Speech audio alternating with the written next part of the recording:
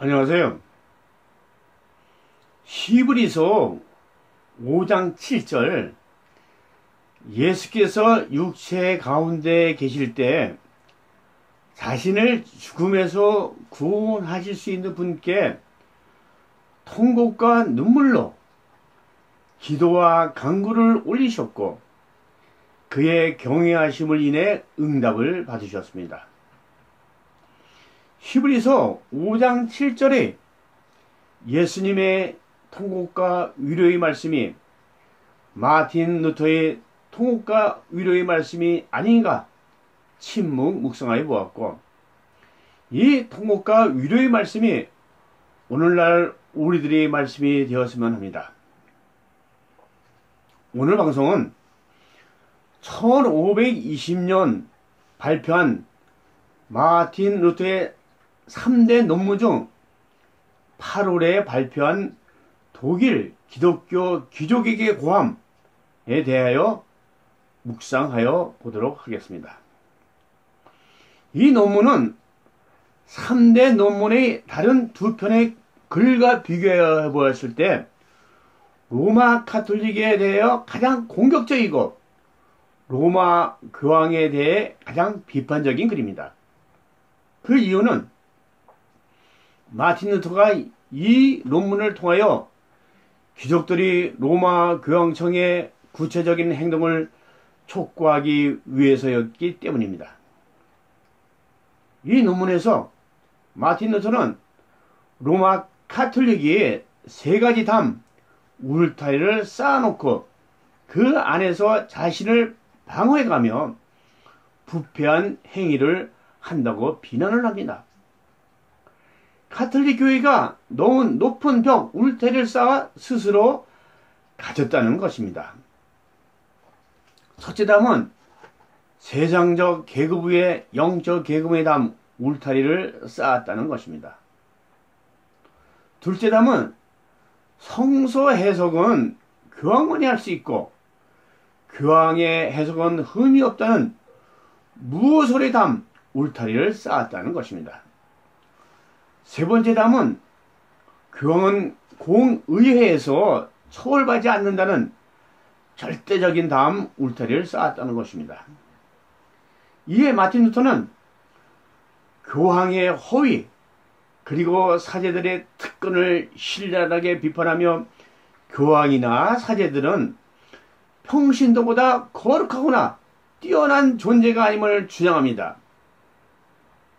그 예로 로마 교황청 안의 공창제도, 면죄부 판매 등을 들 수 있습니다. 모든 크리스찬은 동등한 영적 계급에 속하며 그들 가운데는 직무상의 차별 이외에 아무것도 없다는 것입니다. 구두수성공, 대장장이, 농부는 각기의 자기들의 일과 직무를 맡고 있으면서도 그들은 다 성별받은, 구별받은 사제와 주교와 같다는 것입니다. 교황과 사제의 절대 권위를 끌어내립니다. 신학적 근거로 제시된 것은 교회의 직분은 기능적으로, 조직적으로 역할이 구분되어 있으나 본질적으로 모든 직분은 평등하며 모든 성도는 구조적으로 자유로운 소통이 이루어져야 한다는 것입니다.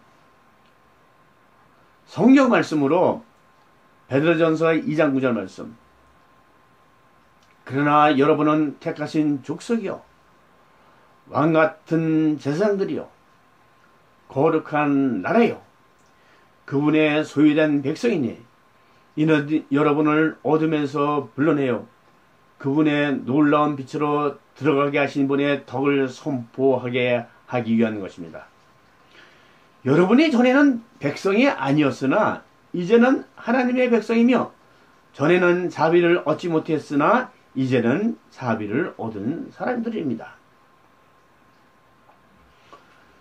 교황과 백성은 동등한 만인 제사론의 바탕을 두고 있다는 것입니다. 마틴 루터는 이 논문에서 그 당시 혁명적인 평등 사상을 전개합니다. 아니 어떻게 그 당시에 하늘 같은 교황과 땅 같은 농부가 같은 형제로 자매로 평등한 크리스천이라고 말할 수 있었을까요? 어떻게 교황이 그들보다 결코 우월하지 않다고 주장할 수 있었을까요? 이는 마틴 루터의 성경 말씀에 근거한 정의에 대한 진정성 있는 용기 있는 것입니다. 오늘날 크리스천은 마틴 루터가 가졌던 진리와 정의에 대한 혁명적 평등 사상을 망각 잊어버린 것은 아닐까요? 오늘날 크리스천은 인간사회의 비인간적 불평등과 교회 내의 비성경적 불평등에 너무 익숙해져 있는 것은 아닐까요? 오늘날 크리스천은 교회의 위기에 마틴 루터가 가졌던 종교개혁의 열정을 어디서 찾을 수 있나요? 저는 이 방송을 듣는 여러분에게서 종교개혁의 열정과 정열을 찾아봅니다. 독일 기독교 기적개혁의 고함, 이 논문을 통해 우리는 마틴 루터가 주장하는 만인 사제론의 의미와 그 효과에 대해 종교개혁 500전을 맞이하며 진지하게 생각해 볼 수 있때가 되었다는 것입니다. 이 만인 사제론에 의하여 농민운동이 일어났을 때 마틴 루터가 농민군들의 폭력을 거부했습니다. 그 결과 귀족군대의 폭력에는 아무런 대안을 제시하지 못하여 결국 농민운동은 실패하고 말았습니다. 막강한 귀족들의 권력과 군대 앞에 농민운동은 속수무책이었습니다. 그 결과 귀족군대의 폭력에는 아무런 제시하지 못하여 1525년 농민군 제압의 맡은 데의 협조로 유럽 귀족들로부터 찬사를 받았습니다. 그러나 그의 손에 들려졌던 개혁의 봉헌은 한때 빛을 잃기도 하였습니다. 그러나 그 이후에 마틴 루터의 만인 사제론은 계몽주의와 서구 민주주의 사회의 기초가 되었습니다.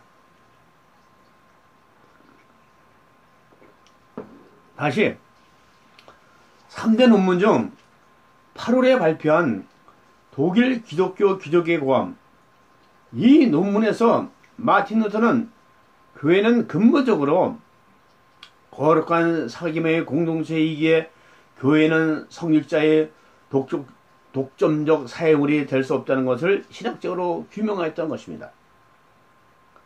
마틴 루터는 16세기 암흑기의 원인을 진단, 분석, 처방, 확인하여 중세 교황을 위시한 교권주의자들의 잘못된 가르침과 폐쇄적 소통 구조를 개혁하였다는 것입니다. 내년도 27년은 종교개혁 500주년을 맞이합니다. 마틴 루터의 종교개혁 정신을 이어받아 오늘날 교회의 위기를 기회로 만드는 것에 대하여 다시 한번 만인 사제론을 진지하게 생각하여 볼 때가 되었습니다. 교회는 모든 성도가 만인 사제론의 영적 권위를 갖춘다면 교회가 성장한다는 것입니다. 오늘날 교회가 신학적 맥락의 만인 사제론이나 목회자와 성도 간의 역할에 대한 이해 부족으로 권위의 실추가 계속되고 있는 것입니다. 영적 리더십은 직책이나 힘에 의해 주어지는 것이 아니라 만인 사제론의 권세가 하나님으로부터 기원된 것임을 성경 속에서 인정할 때 만인 제사장의 리더십이 발휘된다는 것입니다. 그리고 예수님처럼 말씀으로 영적 권위를 가져야 한다는 것입니다. 예수님은 예수님을 따르는 사람들에게 그 영적 권위 리더십을 말씀으로 선포합니다. 요한복음 9장 5절, 내가 세상에 있는 동안 나는 세상의 빛이다. 예수께서 말씀하셨습니다. 나는 이 세상을 심판하러 왔다. 못 보는 사람은 보게 하고 보는 사람은 못 보게 하려는 것이다. 성경 말씀의 권위만이 오늘날의 위기를 기회로 삼을 수 있습니다. 시편 19편 7절 이하 말씀. 여호와의 율법은 완전해서 영혼을 되살리고 여호와의 증거는 확실해서 어리석은 사람을 지롭게 만들며 여호와의 율법은 올바르니 마음에 기쁨을 주고 여호와의 계명은 순전해서 눈을 밝혀줍니다. 여호와를 경외하는 것은 신성한 일이라. 영혼이 지속되며 여호와의 판결은 참되고도 의롭습니다. 이는 금보다 승금보다 더 귀하고 벌집에서 뚝뚝 떨어지는 꿀보다 더 납니다. 하나님의 말씀은 금 곧 많은 승보다 더 사모할 것이며 꿀과 송행금보다 더 달다고 하였습니다. 마틴 루터의 논문 독일 기독교 기적의 고함을 통하여 다시 성경으로 돌아갑시다. Back to the Bible. 다음 방송은 만인 사제론 후편으로 만인 제사장 리더십에 대하여 좀 더 구체적으로 묵상하여 보도록 하겠습니다. 기도드리겠습니다. 하나님 아버지 감사합니다. 마틴 루터의 독일 기독교 기적의 고함을 통하여 가톨릭의 성경 말씀에서 벗어난 500년 전의 모습을 보았습니다. 종교개혁 500주년을 맞이하여 기독교가 다시 성경으로 돌아가는 제2의 종교개혁 운동이 일어나 성경의 모든 것에 지침이 되고 잣대가 되게 하옵소서. 성경 말씀이 우리들의 삶의 기준이 되게 하옵소서. 성경 말씀을 머리에서 가슴으로, 가슴에서 손발로 실천하여 오늘날 위기의 교회가 기회로 새롭게 변화되게 하옵소서. 주님 도와주시옵소서. 예수님의 이름으로 기도드립니다. 아멘. 아멘.